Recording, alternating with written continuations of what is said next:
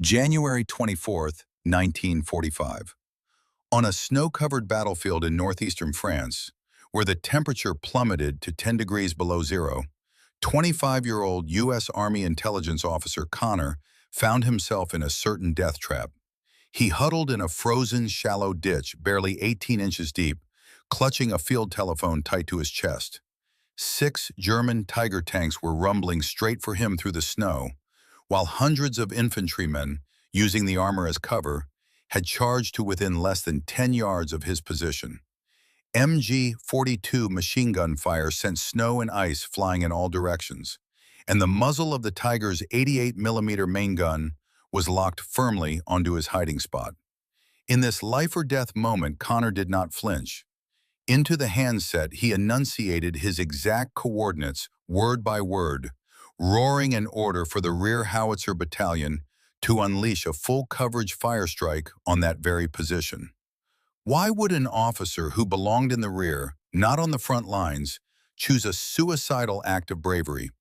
And why was this legend, one that could have rewritten the course of the Western Front, buried for a full 73 years? The answers to all of this begin step by step, with this tobacco farmer's son from Kentucky and the desperate situation on the Western Front of Europe in early 1945. Garlin Murl Conner was born in 1919 in the small town of Albany, Clinton County, Kentucky, USA, to a family of multi-generational tobacco farmers. He never finished high school and spent his teenage years working alongside his family on the farm, building up exceptional stamina and a marksman's keen eye. In March 1941, at the age of 22, Conner enlisted in the United States Army, a full 9 months before the attack on Pearl Harbor and America's official entry into World War II. From the moment he enlisted, Conner's military career was inextricably tied to the heat of battle. Over 4 years of combat, he fought in 10 major campaigns and took part in 4 amphibious landing operations. He was wounded 7 times by enemy fire and awarded the Silver Star 4 times for extraordinary acts of gallantry in the face of the enemy.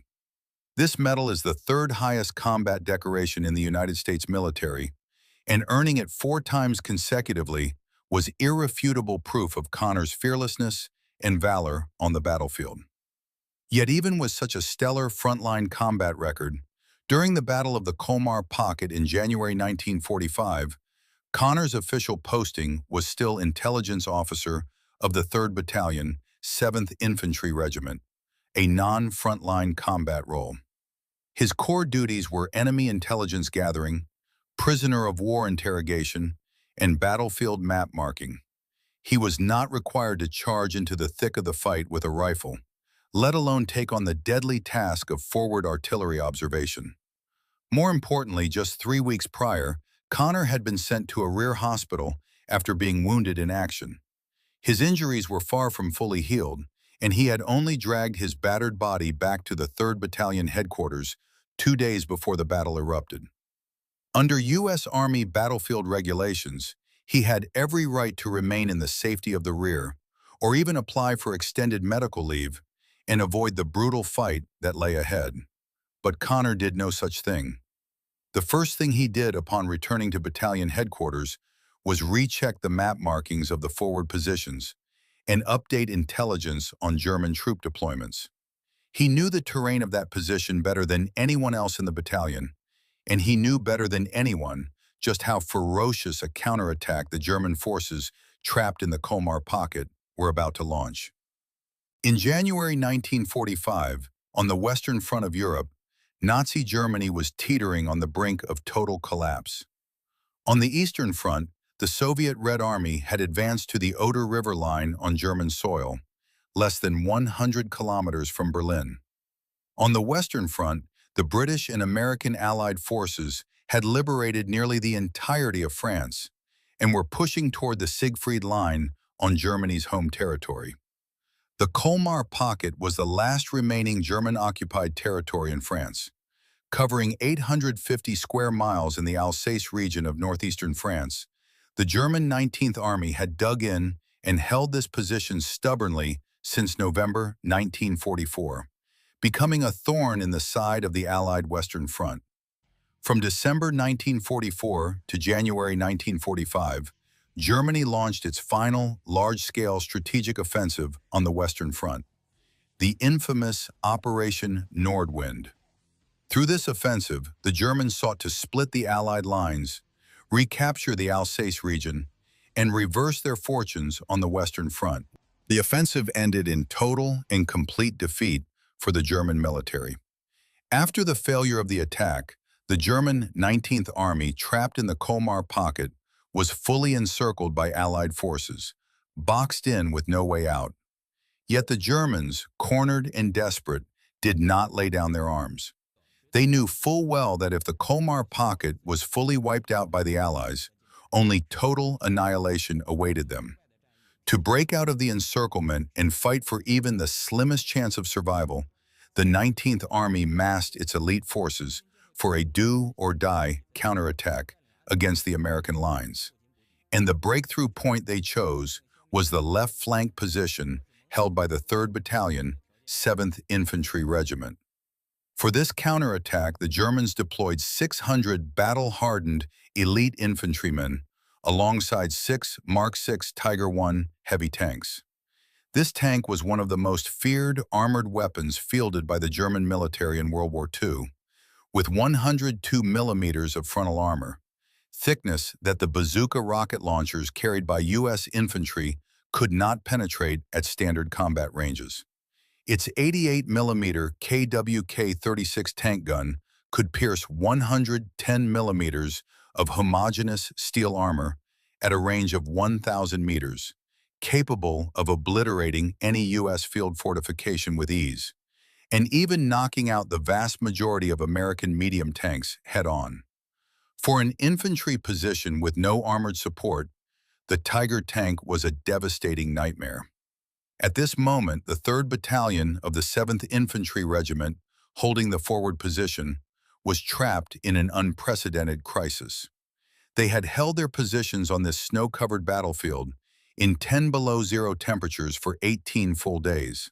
The extreme cold had frozen the ground solid with thick ice, the inner walls of their foxholes as hard as steel. The troops huddled in cramped foxholes, relying on thin army blankets to ward off the biting wind. The battlefield was completely blanketed in deep snow, with no moonlight at night.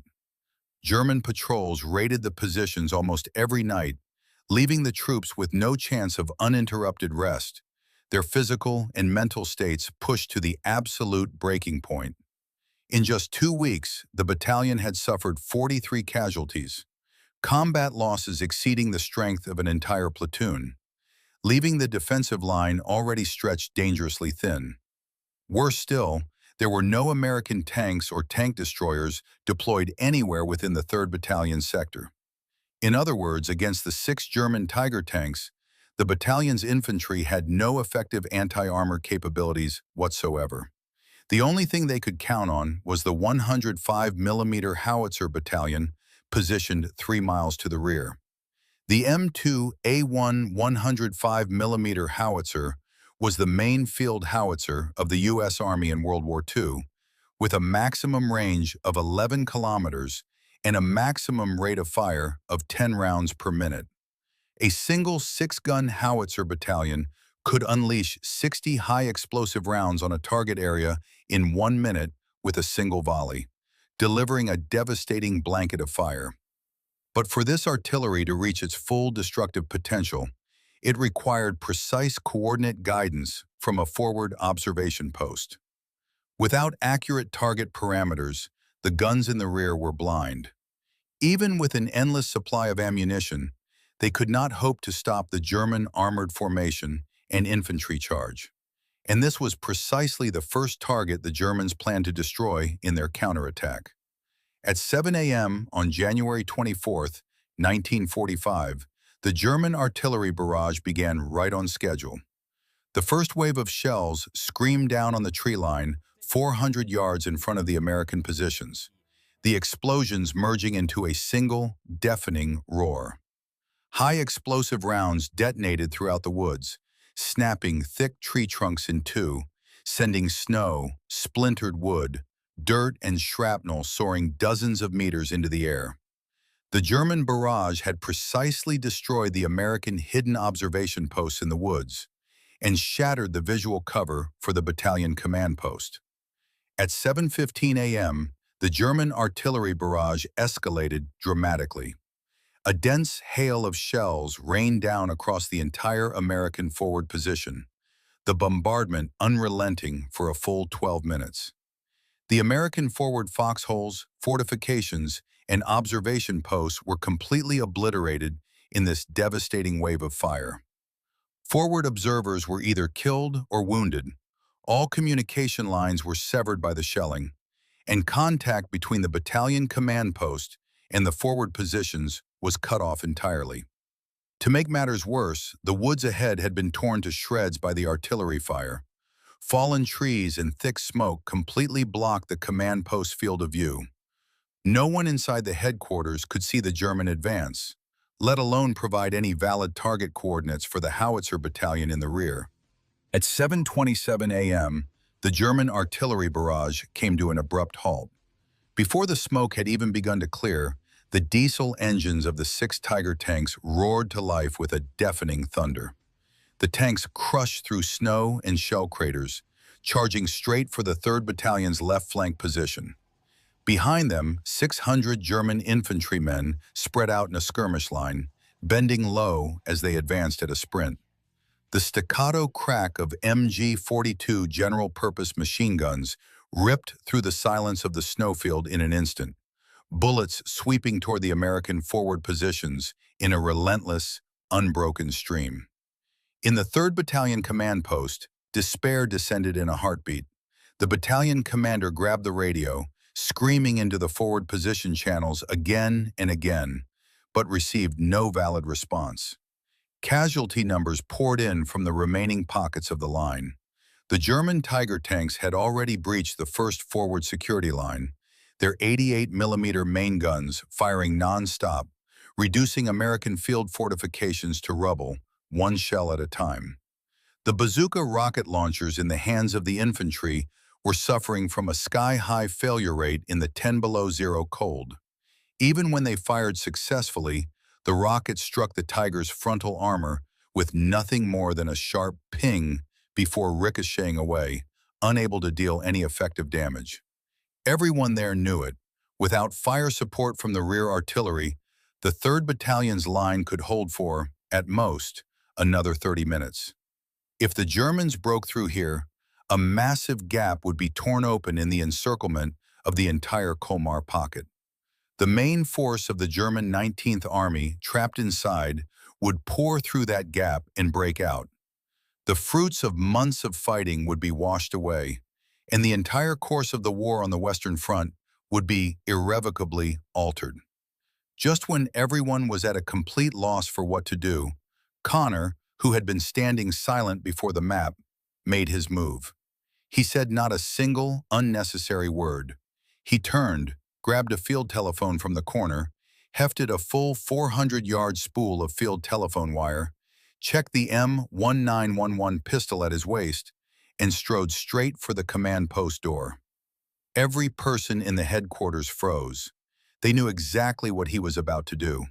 He was going to burst out of the command post, cross 400 yards of completely exposed open snowfield, and charge to the very front of the forward positions, to become the only eyes for the entire 3rd Battalion and the entire Howitzer Battalion. It was a near suicidal decision. 400 yards of open snow with no cover whatsoever. German machine guns, rifles, and the ever-present threat of incoming artillery fire could end his life in an instant. Even if he made it to the front, he would be face-to-face with the German tank in infantry formation, alone, at the very tip of the German advance. His chances of survival were all but zero. The battalion commander grabbed him, roaring at him to stop, that this was not his job. Conner simply gently pulled his hand away and spoke only one sentence. "I know the terrain of this position better than anyone here." With those words, he pulled open the command post door and plunged headlong into the raging artillery fire and choking smoke. Crouched low, clutching the telephone wire, Conner sprinted through the snow. German machine gun rounds swept toward him in an instant, tearing a line of deep craters in the snow at his feet, snow and ice spraying up into his face. He threw himself to the ground at once, using the crater for cover, and crawled rapidly forward, the telephone wire unspooling behind him in the snow. German artillery shells exploded constantly around him. The shock waves sent him flying, his ears ringing so loudly he could hear nothing else. He shook his head, gritted his teeth, pulled himself to his feet, and kept running.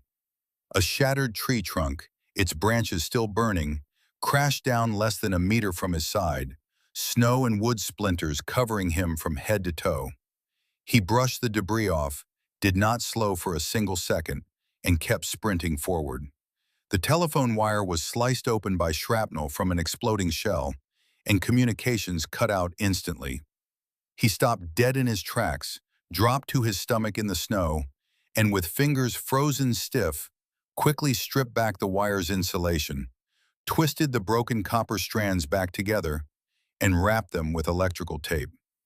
Only once he confirmed communications were restored did he stand again and charge forward. A 400-yard distance takes less than a minute to cross at a full sprint under normal circumstances. But on this snowfield of death, under a hailstorm of bullets and shrapnel, it took Conner 8 full minutes. Time and again he was thrown by the blast of exploding shells. Time and again he dodged incoming machine gun fire. Time and again he repaired the severed telephone wire. In the end, he fought his way through that valley of death, crossed the tattered remains of the American forward line, and stopped 30 yards ahead of the defensive position. Here he found a shallow crater blasted out by an artillery shell. It was only 18 inches deep, not even enough to fully conceal his body, barely qualifying as effective cover on the open snowfield.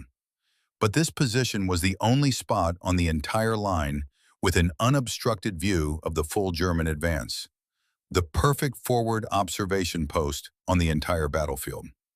Conner dove into the shallow ditch, quickly secured the telephone, confirmed once more that the line was intact, and dialed the fire direction center of the 105mm Howitzer Battalion 3 miles to the rear. The moment the call connected, Conner had no time for pleasantries, no room for excess emotion. He spoke directly, rattling off the precise coordinates of the first group of German infantry formations. In that moment, he became the only eyes for the 3rd Battalion and for the entire Allied encirclement line. The Fire Direction Center immediately completed the first artillery calibration using the coordinates Conner provided. Seconds later, shells screamed through the air, landing with pinpoint accuracy in the middle of the German infantry skirmish line. Blasts of fire lit up the snowfield one after another, the steel balls and shrapnel from the high explosive rounds sweeping through the attacking formation like the scythe of the Grim Reaper. German infantry fell in swaths into the snow, their once ordered attack formations shattered in an instant, their advance completely halted. Conner did not stop. He constantly adjusted the coordinates, directing the artillery to lay down sustained fire coverage on the German attack formation. The Howitzer Battalion in the rear fired at its maximum rate of 48 rounds per minute, slamming shell after shell into the positions Conner designated. The area directly in front of the forward line was woven into an impenetrable wall of death by artillery fire, and the German infantry could not take a single step past it. But the German advance did not stop. The 6 Tiger tanks, undeterred by the infantry casualties, kept their throttles open, racing toward the American lines. While 105mm high-explosive rounds could deal devastating damage to infantry, penetrating the Tiger's 102mm frontal armor was all but impossible. Several shells scored direct hits on the Tiger hulls, only blowing off superficial track guards. The tanks rolled on, their 88mm main guns firing relentlessly, tearing apart the American forward fortifications. Conner immediately adjusted his tactics. He stopped targeting the frontal hull of the Tiger tanks and instead focused his observation on their weak points: the tracks, the commander's periscope, the muzzle brake, the engine compartment roof. These were the Tiger's protective vulnerabilities, and the only parts a 105mm high-explosive round could effectively damage or destroy. He locked his gaze on the lead Tiger tank, constantly calling out its moving coordinates, directing the artillery to deliver precise tracking fire. The first shell landed just to the tank's front left, the exploding snow blinding the driver. The second shell landed directly in front of the tank's tracks, the blast wave and shrapnel snapping the left track clean in two. The 56-ton steel behemoth ground to a halt in the snow in an instant, robbed of its mobility, reduced to a stationary target. Next, the commander's periscope of the second Tiger tank took a direct hit from an artillery shell. The sight was shattered instantly, and the commander, who had been observing the battlefield, was killed instantly. Without the commander's direction, the driver inside the tank had no clear view of the battlefield outside, left only to spin in circles and fire blindly, completely stripped of combat effectiveness. The engine compartment roof of the third Tiger tank was struck dead-on by a high-explosive round. The superheated shrapnel from the detonation ignited the diesel fuel in the engine compartment in an instant, and raging flames engulfed the entire rear of the tank. The crew was forced to open the hatches and abandon the vehicle, only to be cut down by the following artillery barrage the second they jumped out, falling dead into the snow. Tiger tank after Tiger tank was disabled and destroyed one by one, under Conner's precise artillery guidance. The German tank commander finally realized what was happening. He knew all of this precision artillery fire was coming from that insignificant shallow ditch ahead of the American lines. That lone American soldier was the beating heart of the entire American artillery system. Kill him, and the American guns would go blind once more, and they would break through the American line. The two remaining Tiger tanks immediately swung their gun barrels around, charging straight for the shallow ditch where Conner was positioned. The German infantry behind the tanks, using the armor as cover, reorganized their charge and advanced rapidly toward Conner's position. The distance closed with every passing second: 1,000 yards, 800 yards, 500 yards, 200 yards. The 88mm main guns of the Tiger tanks were now locked firmly onto Conner's shallow ditch. Submachine gun rounds from the German infantry were already sweeping the edge of the ditch, and the closest German soldiers had charged to within 50 yards of his position. It was at that moment that Conner spoke into the telephone, reciting the exact coordinates of his own position, and ordered the Fire Direction Center to unleash a full coverage fire strike on that location. The artillery commander on the other end of the line froze in an instant. He could not believe his ears, repeatedly confirming that the coordinates had not been misread. Conner gave him no time to hesitate, screaming into the handset, repeating the order to fire. He knew this was the only way to stop the Tiger tanks. If they reached the line, it would be too late. Seconds later, dozens of 105mm high-explosive rounds, screaming through the air with a piercing shriek, landed with pinpoint accuracy all around Conner's shallow ditch. The roar of the explosions drowned out every other sound on the battlefield. Fire erupted into the sky. Snow was vaporized in an instant. The frozen earth was torn open into countless deep craters, and the shock wave rippled outward in every direction from the ditch.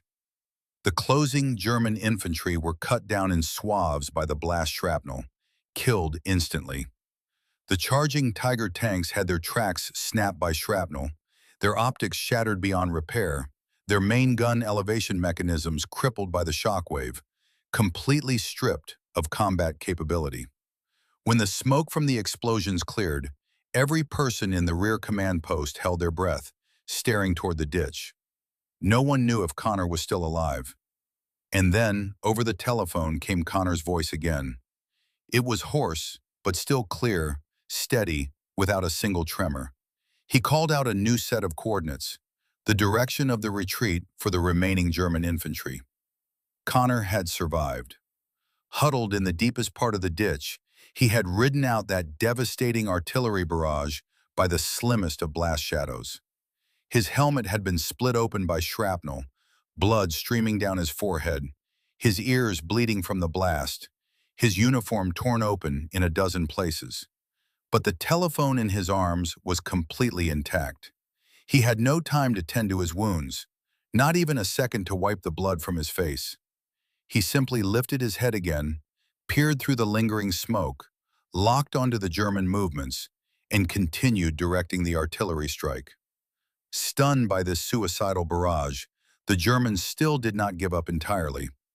Under cover of smoke grenades, they organized infantry charge after infantry charge, hurling themselves at Conner's ditch, desperate to rip out the thorn that had inflicted such devastating losses on them. In the closest charge, German soldiers made it to within 10 yards of the ditch.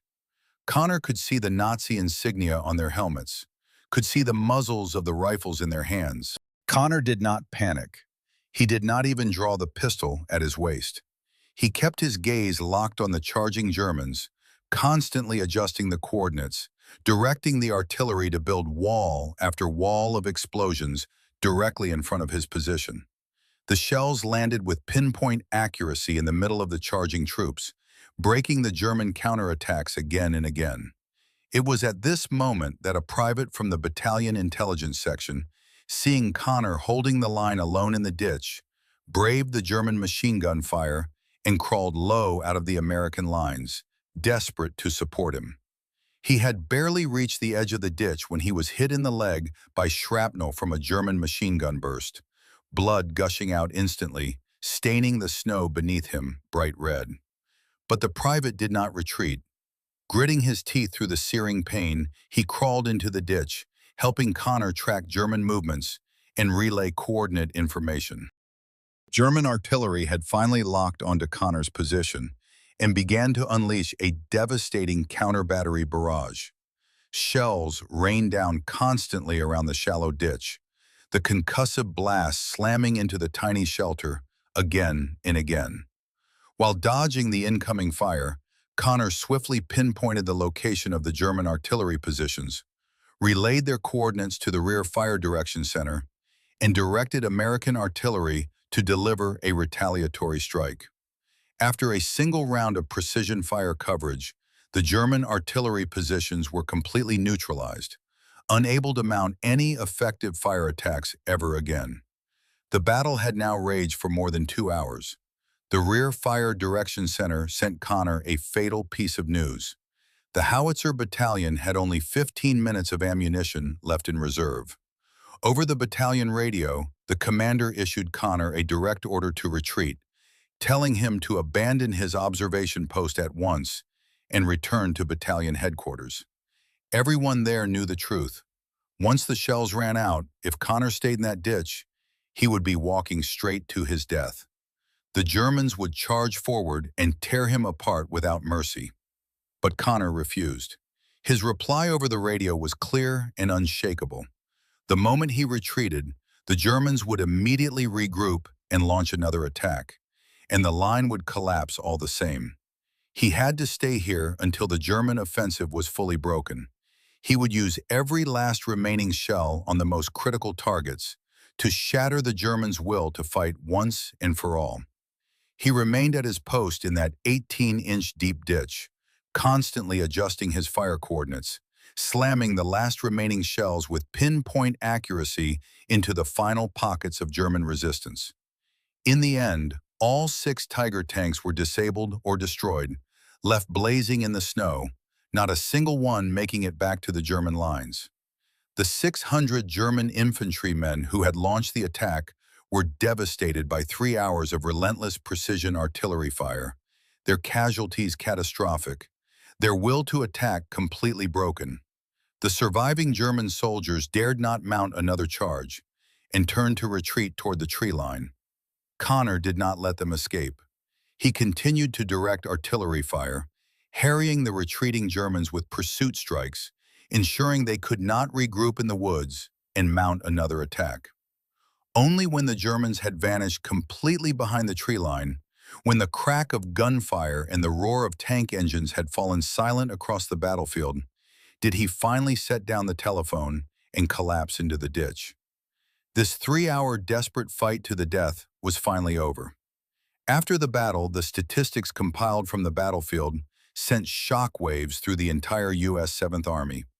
On the German side, 53 soldiers were confirmed killed in action on the battlefield, with 78 critically wounded troops left behind during the retreat. Total estimated casualties exceeded 150, a casualty rate of over a quarter for the 600 elite infantrymen who had launched the attack. All 6 Tiger heavy tanks committed to the offensive were either destroyed or abandoned on the battlefield, not a single one successfully withdrawn. For the American side, the 3rd Battalion of the 7th Infantry Regiment suffered a total of 11 killed in action and 23 wounded. The vast majority of these casualties occurred before Conner reached his observation post. During the 3 hours he directed artillery fire, the American line saw almost 0 additional casualties. After this battle, the Germans never launched another attack on the 3rd Battalion's positions. Their final chance at a counter-offensive had been completely ended by Conner alone. Half a month later, on February 9, 1945, the Allies fully eliminated the German forces trapped in the Colmar Pocket. The German 19th Army was completely annihilated, and the last remaining German-occupied territory in France was wiped out for good. The Western Allies could finally concentrate their full strength and push into the German homeland, accelerating the final collapse of Nazi Germany.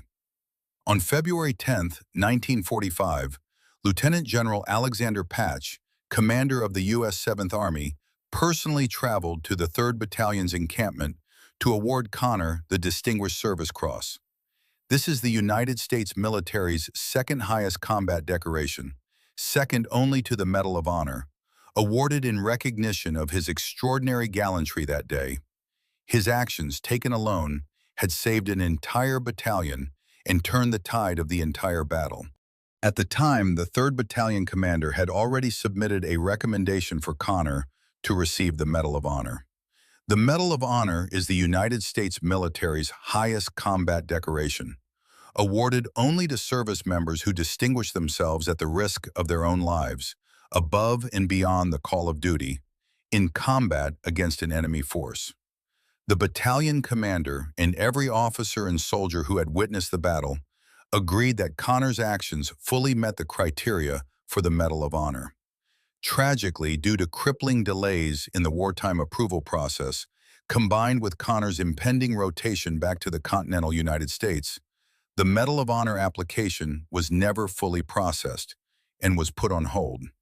And that hold would last for a full 73 years. On March 15, 1945, Conner departed France aboard a transport ship bound for the continental United States, bringing an end to 28 consecutive months of overseas combat. On June 22, 1945, Conner was honorably discharged from the United States Army and returned to his hometown, the small town of Albany, Clinton County, Kentucky. In May 1945, shortly after Conner returned home, his small hometown held a grand, celebratory parade in his honor. It was at this parade that he met his future wife, Pauline Wells. In July of that same year, the two were officially married and began a brand new life as civilians. After his discharge, Conner fully returned to the farm life of his ancestors. He picked up his farm tools once more, working as a tobacco farmer, growing tobacco and corn on his family's farm, living the same quiet, ordinary life he had known before the war. Later, he was elected president of the Clinton County Farm Bureau, a position he held for 17 years. In this role, he provided agricultural technical guidance to local farmers, helping them solve challenges with planting and sales. At the same time, he remained a tireless advocate for local veterans, helping them compile paperwork, file for veterans benefits, and navigate all manner of hardships they faced in their daily lives. But when it came to his heroic deeds in World War II, Conner never spoke of them for the rest of his life. He never voluntarily told others of his experiences on the battlefield, never spoke of his 4 silver stars, never spoke of his Distinguished Service Cross, and least of all of that desperate fight in the snow of the Colmar Pocket. He stored all his medals, combat records, and commendations in an old cardboard box, locked away in the corner of his farm's attic, never showing them to anyone outside his family, and even rarely speaking of them to his own loved ones. Every time someone asked about his wartime experiences, he would simply wave it off with understated ease, saying he had only done what any soldier was supposed to do, and that there was nothing worth talking about. Many people in the small town never even knew that this quiet, gentle tobacco farmer was a combat hero who had achieved legendary feats in World War II. On November 5, 1998, Garlin Murl Conner passed away peacefully in his hometown at the age of 79.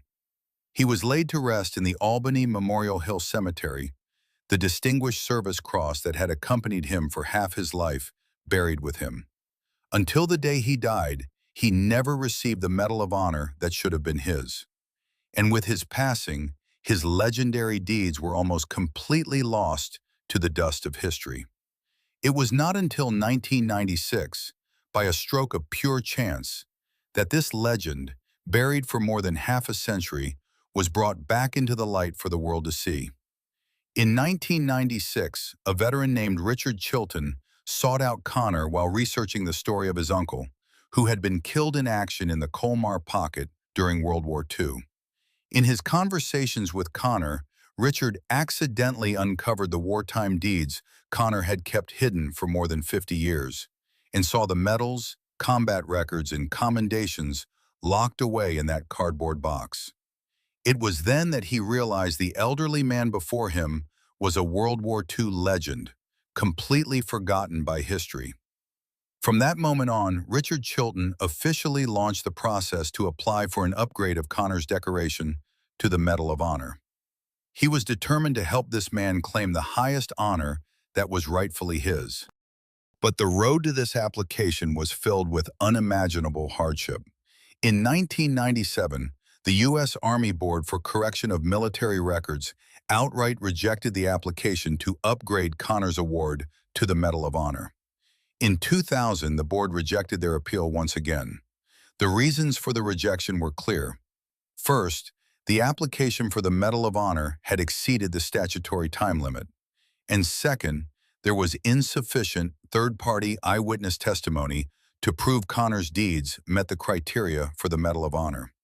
But Conner's widow, Pauline Conner, refused to give up. After Conner's death, she took up her husband's Medal of Honor application and pushed it forward relentlessly.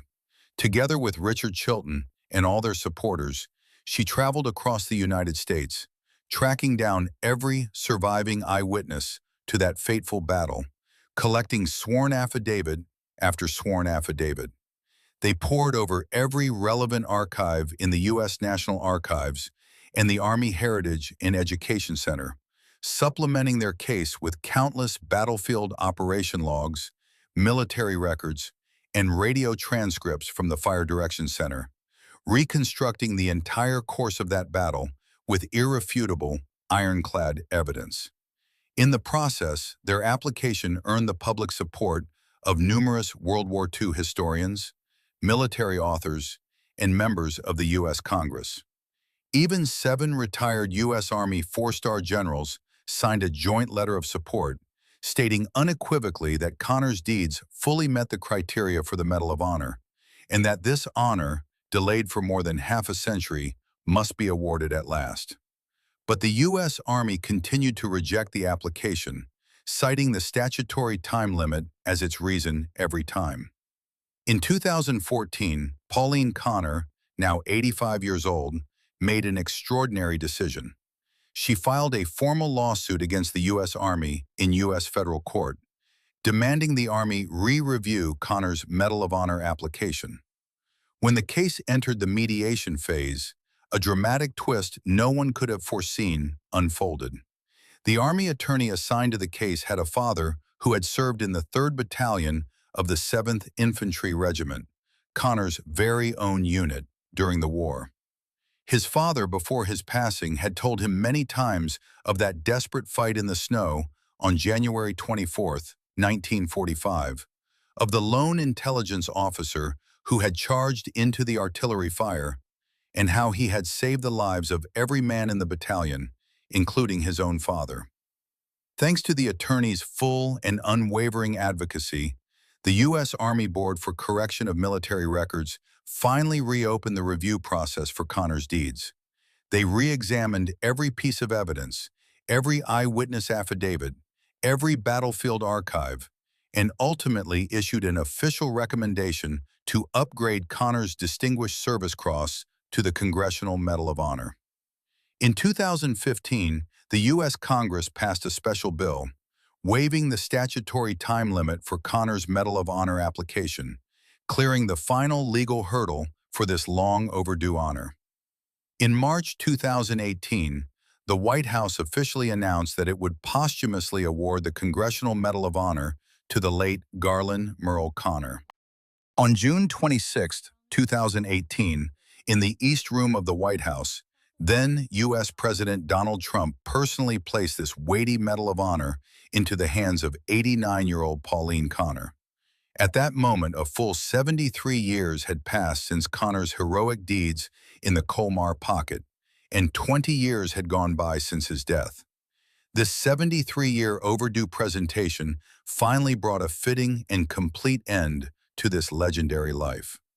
From a tactical perspective, the core that determined the outcome of this battle lay in Conner's solo mission, which achieved the perfect synergy between intelligence and firepower. On the Western Front of World War II, artillery fire was the decisive factor in ground combat, and precise forward observation was the very soul of that firepower. In the desperate situation where the entire forward observation system had been completely destroyed by German artillery, Conner, alone and at the risk of his life, rebuilt the entire fire direction system. With unparalleled precision, he pushed the destructive power of the 105mm howitzers to their absolute limit. Even when facing heavily armored targets like the Tiger tank, he devised an asymmetric countermeasure through precise tactical adjustments, using high explosive rounds to strike the tank's vulnerable points and achieve effective damage to armored vehicles. This was the ultimate manifestation of individual tactical proficiency on the battlefield. From a strategic perspective, this battle completely crushed the Germans' final chance to counterattack in the Colmar Pocket, secured the Allied encirclement of the pocket, ultimately led to the total annihilation of the German 19th Army, and permanently eliminated the last German-occupied territory in France. This allowed the Western Allies to concentrate their full strength and advance into the German homeland, drastically accelerating the final collapse of Nazi Germany. Conner's actions, at the most critical moment, prevented the collapse of the American lines and eliminated the possibility of a breakout by the main German force. In this regard, the actions of this single man directly shaped the course of the entire Battle of the Colmar Pocket, and even the final progression of the war on the Western Front. According to the official historical records of the United States Army, Garlin Murl Conner was the second most decorated American soldier of World War II, second only to the household legendary hero Audie Murphy. Yet his deeds, thanks to his own lifelong humility, were buried for a full 73 years, nearly forgotten entirely by the public. His story shows us the immense power an ordinary soldier can wield in war. Even an intelligence officer in a non-frontline role, in the depths of despair, can use his courage, sense of duty, and professional expertise to perform a miracle that changes the tide of battle.